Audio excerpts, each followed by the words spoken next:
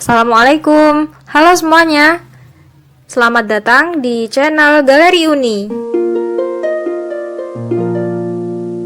Pada kesempatan kali ini kita akan belajar kisah Nabi Yusuf alaihi salam.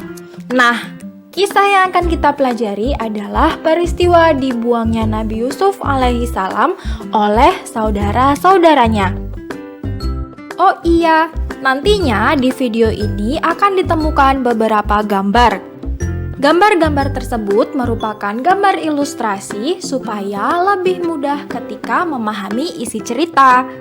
Jadi, yang menjadi catatan kita adalah gambar-gambar tersebut bukanlah gambar yang terjadi pada kejadian yang sebenarnya ya.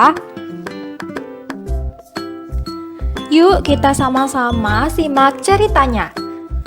Nabi Yusuf alaihi salam adalah putra Nabi Yakub alaihi salam. Jadi, kalau teman-teman menonton video sebelumnya, akan ditemukan kisah dari ayah Nabi Yusuf yang memiliki banyak sekali putra.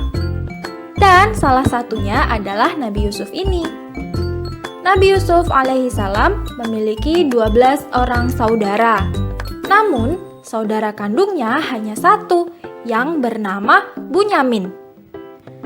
Kesepuluh saudaranya merasa bahwa ayahnya lebih sayang kepada Nabi Yusuf dan Bunyamin. Hal ini menimbulkan rasa iri hati saudara-saudaranya itu terhadap keduanya.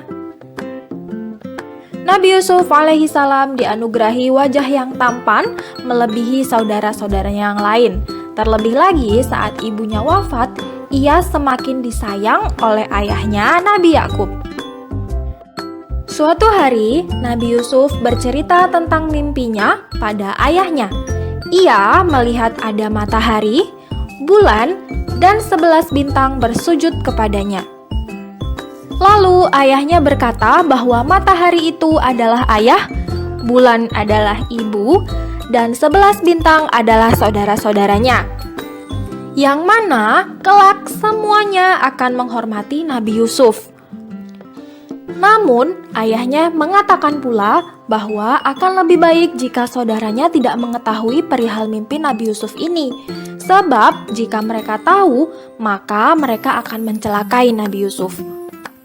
Namun, tanpa sepengetahuan Nabi Yakub dan Nabi Yusuf yang masih kecil saat itu, ternyata salah seorang saudaranya mengetahui pembicaraan ayah dan putranya itu.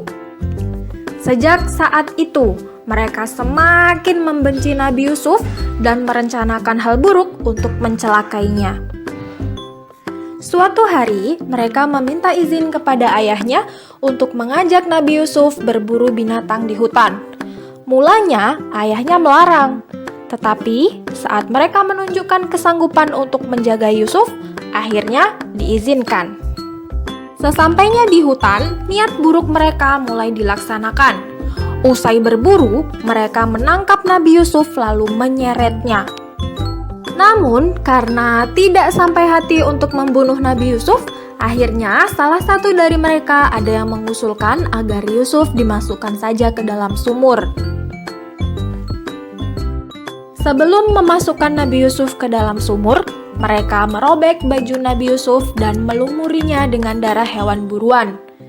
Lalu, mereka kembali pulang dan melaporkan kepada ayahnya bahwa Nabi Yusuf telah meninggal diterkam binatang buas saat berburu. Awalnya, Nabi Yakub tidak percaya. Namun, setelah ditunjukkan pakaian Yusuf yang berlumuran darah, seketika itu kesedihan menggerogoti hatinya. Nabi Yakub alaihi salam menangis dan terus dirundung pilu sebab kehilangan putra tercintanya. Bahkan, dikisahkan bahwa beliau terus menangis hingga penglihatannya terganggu.